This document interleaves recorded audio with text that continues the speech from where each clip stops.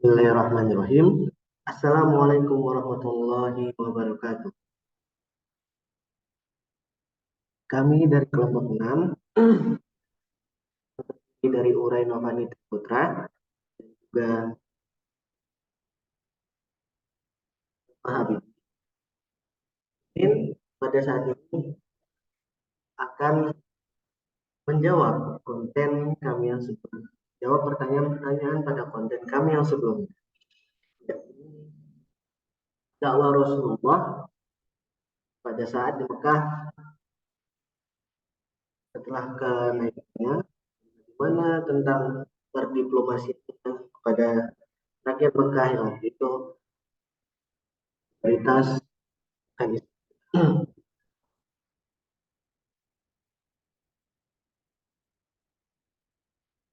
Nah, pertanyaan pertama dari Alfian, saudara Alfian. Apakah strategi dakwah Rasulullah di Mekah masih tepat untuk diterapkan dalam dakwah pada saat ini? Sebenarnya kan dari setiap apalagi kita itu kita belajar dari penerapan-penerapan yang dilakukan oleh nabi-nabi dan rasul-rasul sebelum kita. Kita belajar banyak bagaimana tentang diplomasi Islam, diplomasi yang dari yang Allah gitu ya, bagaimana. Nah, mungkin salah satunya dan pertamanya menyampaikan pesan tauhid pada waktu itu. Rasul bukan hanya bukan hanya berdiplomasi, dalam diplomasi dengan dia bisa menyampaikan dakwahnya, dia bisa diterima bagi rakyat Mekah, dan walaupun itu tidak banyak yang percaya, dan akan tetapi sebagian ada yang percaya. Nah, menyampaikan pesan tauhid. Setelah diangkat menjadi Rasul, Rasulullah Muhammad fokus pada menyampaikan pesan tauhid atau pesan Allah, keesaan Allah. Beliau mengajak orang-orang untuk meninggalkan menyembah berhala, kembali kepada ibadah Allah yang Maha Esa. Kedua, menghadapi oposisi dan tantangan yang dimana pada saat itu Mekah, pemimpin Mekah yang kaum Quraisy itu benar-benar menolak Islam.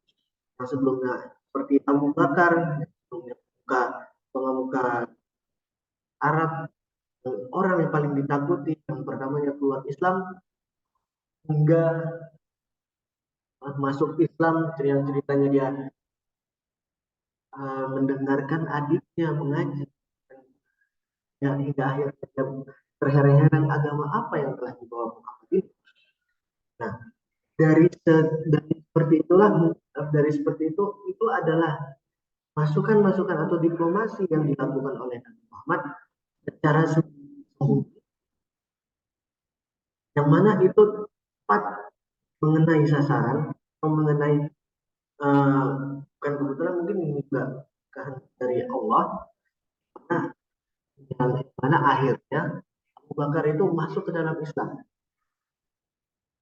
Itu adalah strategi Rasul, di mana telah direncanakan oleh Rasul dan mungkin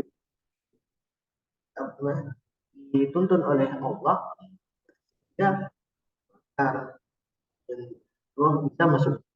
Itu kan salah satu contohnya dari berdiplomasi, membangun komplek pengikut, yang mana pada saat itu Nabi Muhammad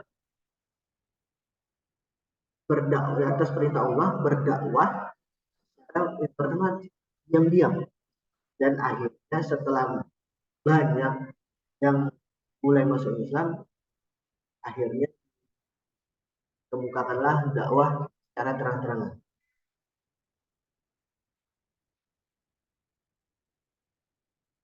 Kalau misalnya dari pertanyaan tadi,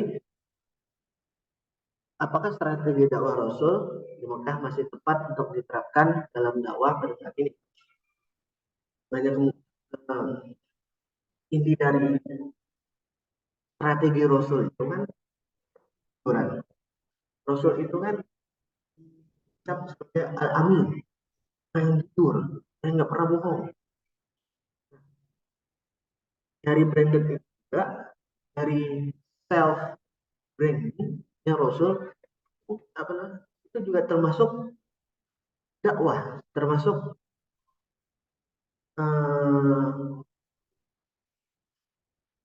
berdiplomasi, membangun self branding dengan kejujuran, nggak pernah eh, nggak pernah bohong, terus menghubungkan antara suku dengan suku, antara ya kalau di Indonesia ini kan berbagai suku, berbagai suku, akhirnya satu negara yaitu Indonesia. Banyak strategi-strategi Rasul yang masih sampai sekarang itu uh, worth it atau masih terpercaya sampai sekarang. Seperti itu. Nah, dakwah Rasulullah memberikan contoh ketabahan, kesabaran, kegigihan menghadapi tantangan.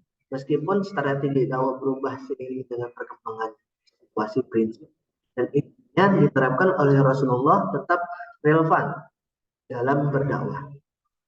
Nah, ini kita akan beranjak di jawaban yang kedua. Ini apa dari saudara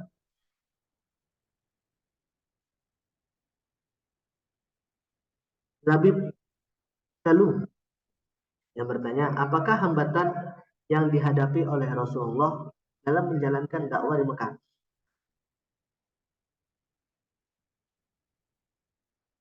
Hambatan-hambatan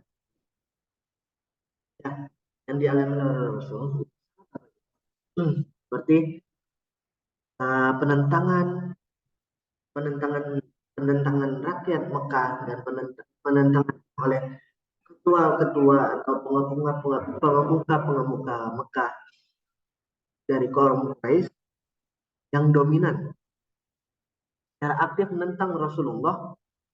Mereka ingin kekuasaan dan pengaruh mereka. Mereka tidak ingin kekuasaan dan pengaruh mereka terancam oleh Islam, oleh ajaran Islam. Mereka melakukan tindakan penindasan, penolakan terhadap Rasulullah dan para persekusi terhadap pengikut Islam, eh, pengikut awal Islam yang terdiri dari orang-orang yang lemah, yang terpinggirkan, mengalami persekusi atau penindasan. Mereka dianiaya secara fisik, psikologi, dan ekonomi. Beberapa pengikut bahkan dianiaya sampai meninggal karena keyakinan mereka. Pembatasan ekonomi. Rasulullah Muhammad pada saat pengikutnya dijatuhkan dalam boikot ekonomi yang berkepanjangan oleh kaum Quraisy yang dilarang berdagang dengan orang Quraisy dan diputuskan hubungan ekonomi mereka, menyebabkan kesulitan untuk mencukupi kebutuhan hidup mereka. Propaganda penyebaran fitnah. Kaum Quraisy melakukan kampanye propaganda, banyak sekali menyebarkan fitnah kepada Rasulullah dan para pengikut. Mereka mencoba merendahkan Rasulullah dengan mempengaruhi opini masyarakat untuk menentang Rasulullah. Isolasi pembatasan komunikasi. Rasulullah dan pengikutnya mengalami isolasi sosial, pembatasan komunikasi. Mereka dikepung, isolasi dari suku-suku lain. Mereka di Mekah, sehingga sulit untuk mereka menyebarkan agama pesan Islam di luar Mekah itu tersendiri. Ancaman fisik terhadap keselamatan Rasulullah dan para pengikutnya. Mereka beberapa kali mengalami kekerasan fisik dan pengancaman pembunuhan. Meskipun menghadapi semua hambatan ini, Nabi Muhammad dan pengikut dan para umat teguh dalam menyampaikan pesan agama Islam, pesan-pesan Islam yang mereka menunjukkan kebiasaan, ketabahan, kesabaran, keberanian yang luar biasa. menghadapi tantangan yang mereka hadapi. Itulah tantangan yang sangat banyak dialami oleh Rasul. Kesabaran Rasul itu kesabaran yang di atas, di atas kesabaran Rasul. Kalau kita bandingkan kesabaran Rasul kita, Nabi kita Muhammad dengan Nabi-Nabi yang lain, itu sangat luar biasa. Nah, untuk pertanyaan ketiga yang disampaikan oleh Arfan, sebenarnya pertanyaan ketiga, sebenarnya bagaimana Rasul bisa membuat strategi-strategi dakwah Islam tersebut, apakah melalui wahyu atau memegang dari pengalaman Rasul dapat sendiri?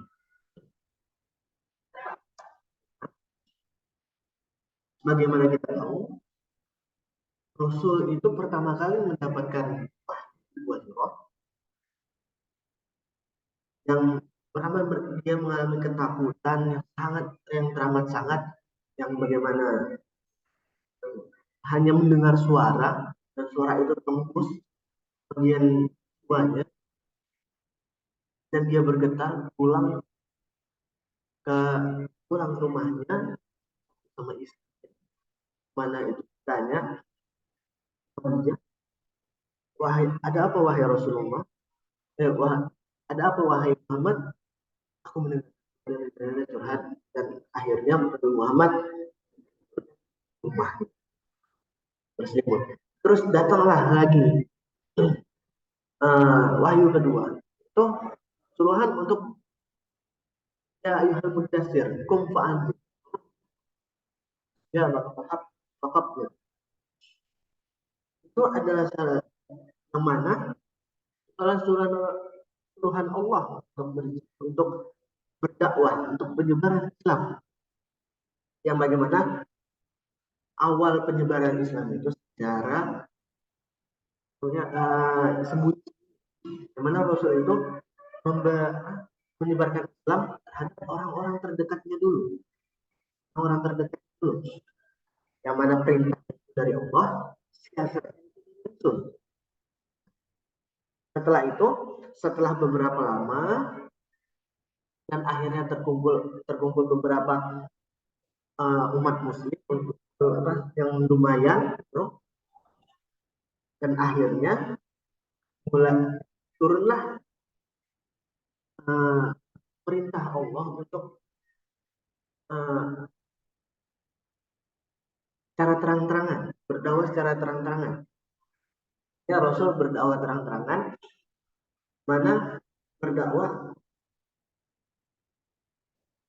di halayak umum, mengatakan aku adalah Rasulullah, gini.